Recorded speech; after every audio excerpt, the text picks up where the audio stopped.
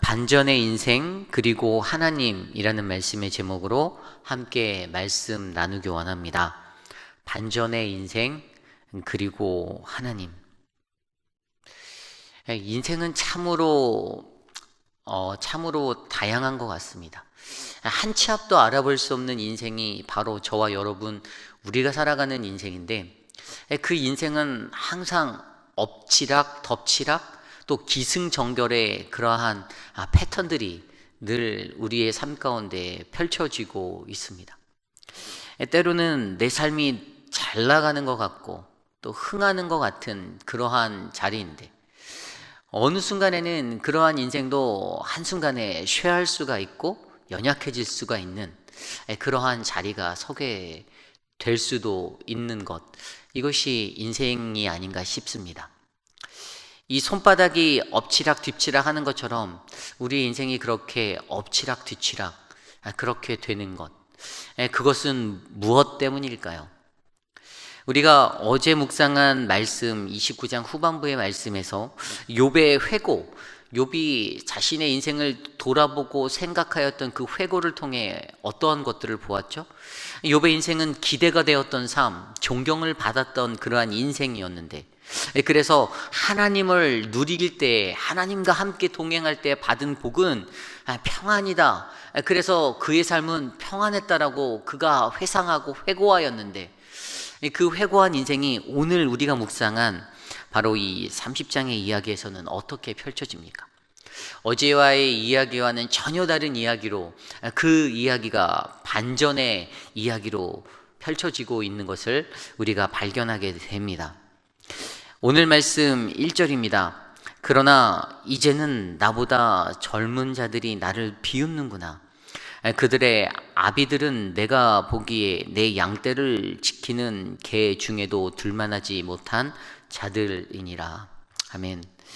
그러나 이제는, 처음에 시작되는 이 단어가 우리에게 알려주는 것은 어제 보여주었던 그 말씀과는 전혀 다른 반전이 일어났다는 것이죠. 그 반전은 그가 누렸던 기대가 되고 존경받을 만한 그 평안의 삶이 한순간에 몰락하여 어떻게요? 욥 자기 자신보다 젊은 자들이 그를 비웃는 그러한 자리에 놓이게 되었다는 겁니다.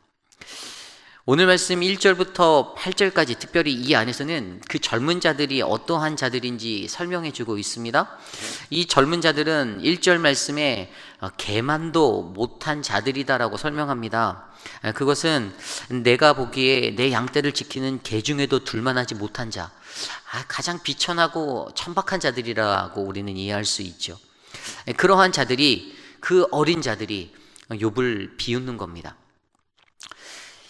3절과 4절 말씀을 보면 이렇게 되어 있습니다. 그들은 곧 궁핍과 기근으로 인하여 파리하며 캄캄하고 메마른 땅에서 마른 흙을 씹으며 떨기나무 가운데서 짠 나무를 꺾으며 뱃살이 뿌리로 먹을 것을 삼느니라. 이 3, 4절이 주는 한마디로 그들에 대한 표현은 그들은 가난에 찌들어 있는 궁핍한 자들이라는 것이죠. 극심한 그러한 궁핍이 그들에게 있었습니다. 굶주림이 그들에게 있었습니다.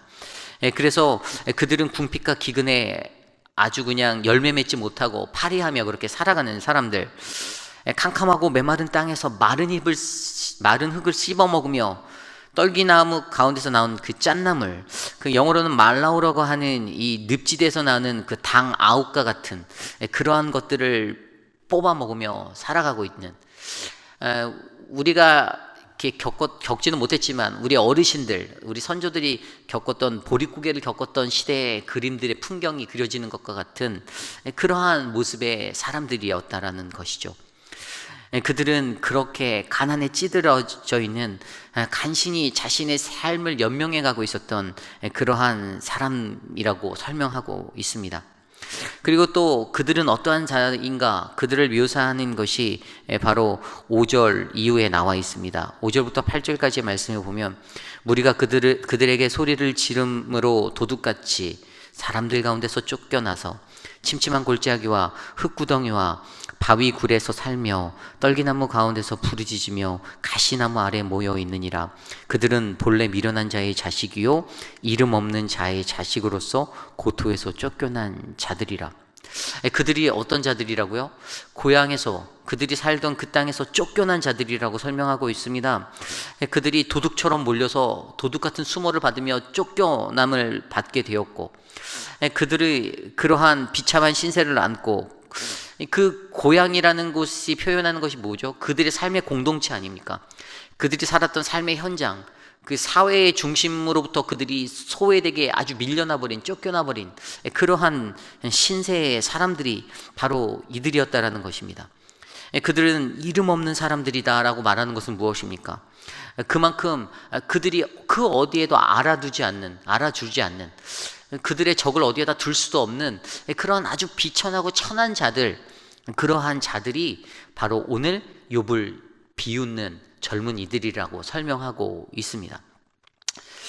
욥이 인생이 확 바뀌었습니다. 이렇게 한순간에 그의 인생이 몰락하여서 이제는 존경받는 사람의 위치가 아닌 조롱받고 멸시받고 모욕을 얻는 그러한 자리에 서게 되었다라는 사실을 우리에게 말씀은 전하여 주고 있습니다. 그런데 그들이 어떻게 멸시천대를 하나요? 9절로부터 이어지는 말씀에 그 욥이 받는 멸시천대, 그들이 어떻게 욥을 멸시천대하는지에 대해서 설명하고 있습니다. 9절 말씀에 보면은 이제는 그들이 나를 노래로 조롱하며, 노래로 조롱한다는 겁니다. 그냥 흥얼흥얼거리듯이 노래로 조롱하는 것, 그냥 너무나도 쉬운 과식거리가 되어버린 욥의 모습입니다. 그렇게 그들에게 놀림거리가 되었고, 또 10절에 보면 그들이 나를 미워하며 멀리하고, 미워하고 멀리 여기는 것, 이것은 가증히 여기는 것입니다. 혐오하는 거예요. 존경하고 바라보고 추종하고 쫓았던 자의 모습이 아니라 이제는 그를 바라보는 것조차 혐오스럽다, 가증스럽다 느껴버리는 그러한 존재가 되어진 욥의 상태를 나타내고 있습니다. 그래서 서슴지 않고 그들이 어떻게 해요? 욥의 얼굴에 침을 뱉는다라고 합니다. 굉장히 극심한 모욕과 그러한 자리에 서 있는 욥의 모습을 그려주고 있습니다. 그들이 그렇게 욥을 모욕합니다. 그러한 모욕 가운데 욥이 어떠한 것들을 느낍니까? 자신의 주위에 자신을 둘러싸는 공포, 그들로부터 받는 조롱과 멸시천대, 12절부터 15절까지가 그것들을 나타내주고 있는데요, 그들이 내 오른쪽에서 일어나 내 발에 덫을 놓으며 나를 대적하여 길을 내워싼다.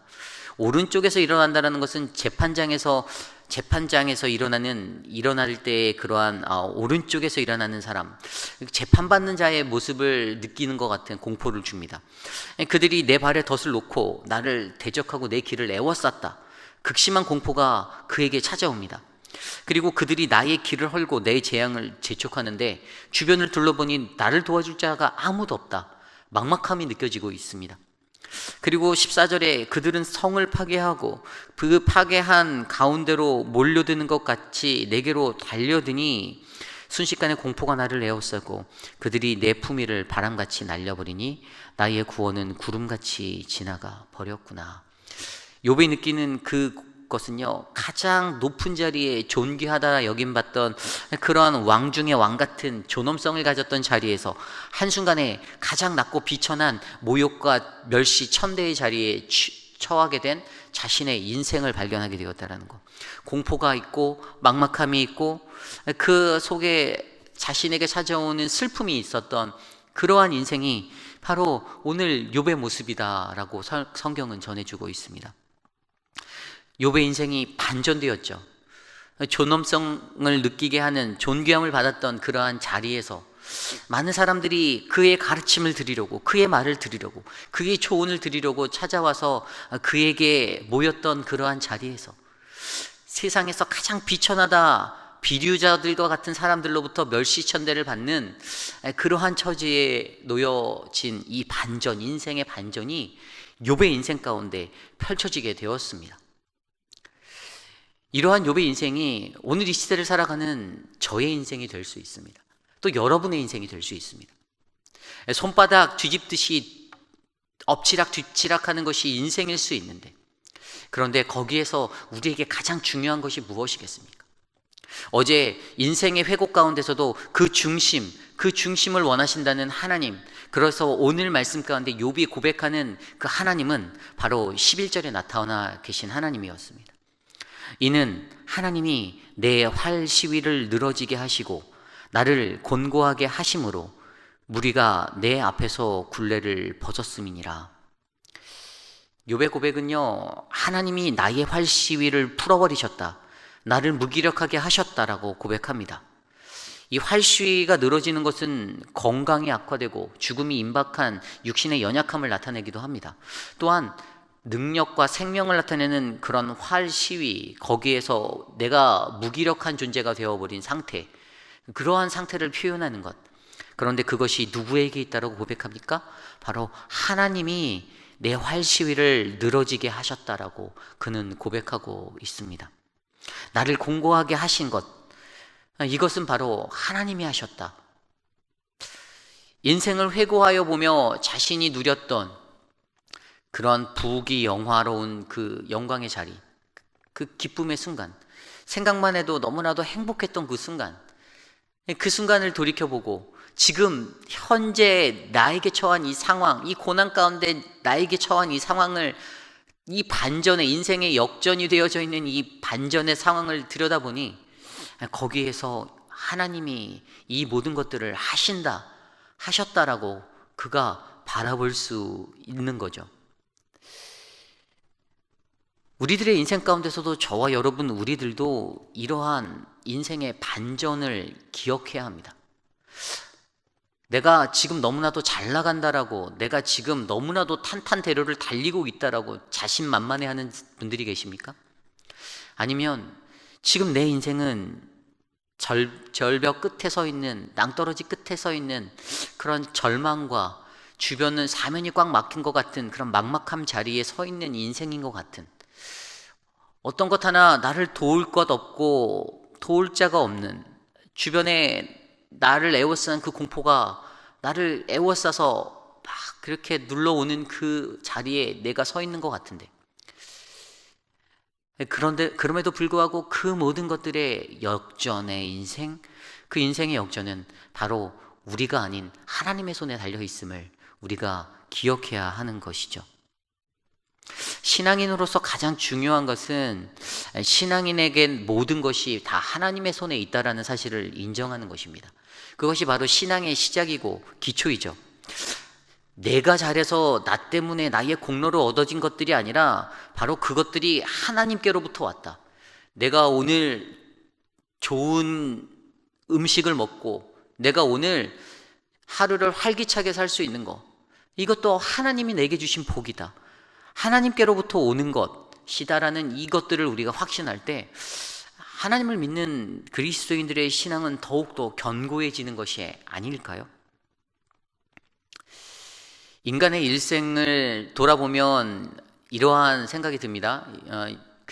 존경하는 목사님 중에 이재철 목사님, 제가 신학교 다닐 때 이재철 목사님의 서적들을 많이 읽었는데, 그분의 책 중에 그 청년들을 대상으로 썼던 인간의 일생이라는 책이 있습니다.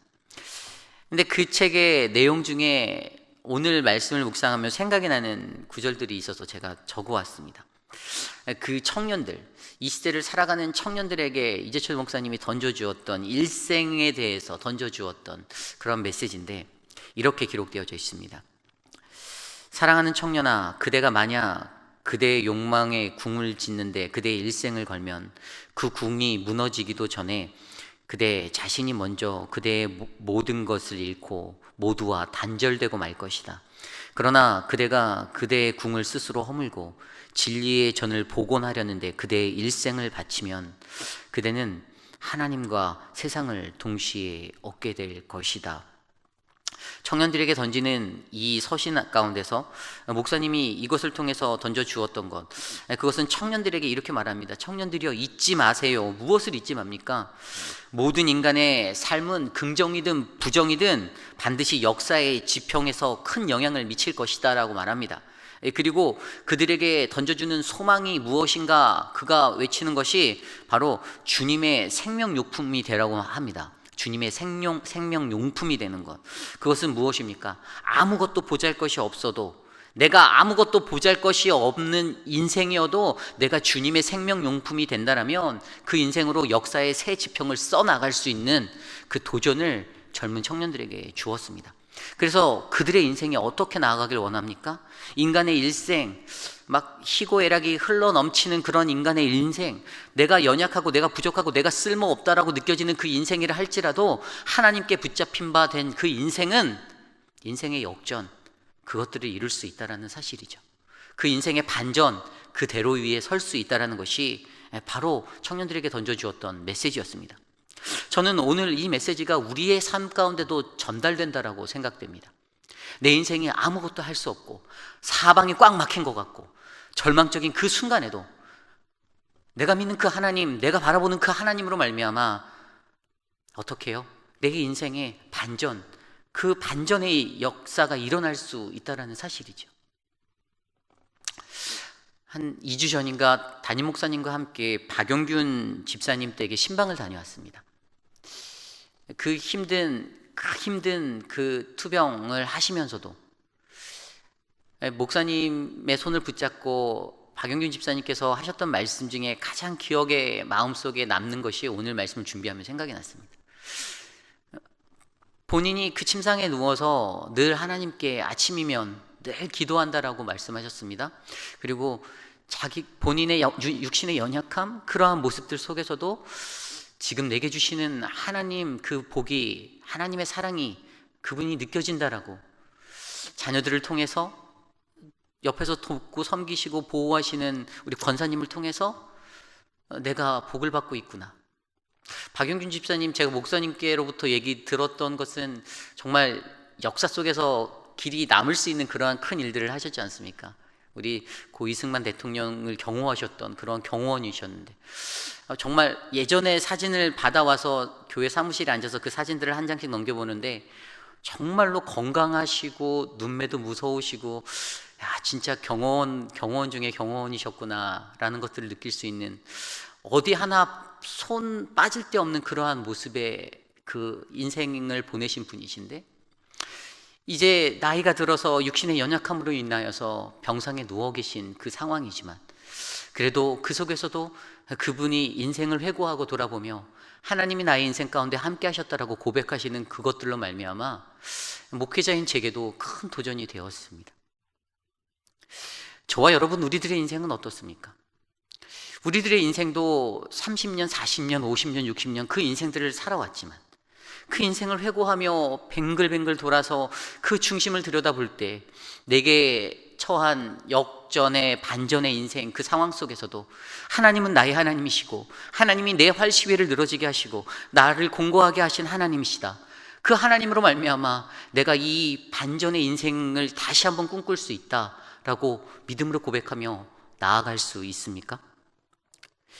욥에게 주어졌던 기대가 되고 존경받던 그 인생이 한순간에 몰락하여 반전의 인생이 되었던 것처럼, 다시 한번 하나님이 욥기 후반부에 그의 인생을 다시금 그거보다 더 크게 반전의 인생으로 만들어 주셨던 것처럼, 우리가 믿고 의지하는 그 하나님으로 말미암아 우리는 하나님의 것들을 꿈꾸며 그 반전의 인생을 꿈꾸며 살아갈 수가 있습니다.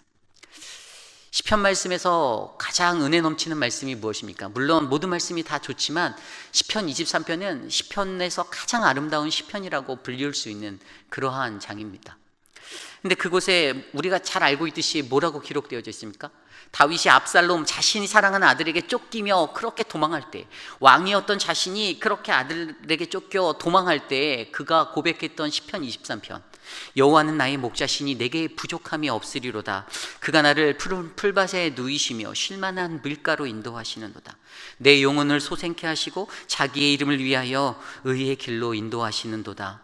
내가 사망의 음침한 골짜기를 다닐지라도 해를 두려워하지 아니할 것은 주께서 나와 함께 하심이라. 주의 지팡이와 막대기가 나를 안위하시나이다. 주께서 내 원수의 목전에서 내게 상을 차려주시고 기름을 내 머리 위에 부으시니 내 잔이 넘치나이다. 내 평생의 선하심과 인자하심이 반드시 나를 따르리니 내가 여호와의 길에 영원히 살리라. 아멘. 하나님을 의지하고 하나님을 온전하게 바라보는 그 인생, 주님께 붙잡힌 바 된 인생은 인생의 어떠한 상황 속에서도 하나님의 반전을 기대하며 이 시편 23편의 하나님 여호와의 집에 내가 영원히 살리로다. 그의 기름 부으심으로 말미암아 내 잔이 넘칩니다라고 고백할 수 있는 인생이 될 수 있습니다. 저는 오늘 우리에게 주신 이 삶 가운데 우리의 삶의 형편이 어떠하든 우리와 함께 하시는 그 하나님으로 말미암아 그러한 인생을 꿈꾸는 저와 여러분 우리들 모두가 되기를 간절히 소망합니다. 오늘 주신 말씀을 놓고 함께 기도하기 원합니다. 하나님, 지금 내 삶이 너무나도 힘듭니다. 경제적인 어려움, 또 가정의 문제, 또 여러 가지 상황들, 신앙적인 갈등, 자녀들과의 어려움들. 하지만 하나님, 하나님이 반전의 인생의 주인공이심을 우리가 믿습니다. 하나님, 내 삶을 주님께 맡깁니다. 견고히 세워 주시옵소서. 함께 기도하겠습니다.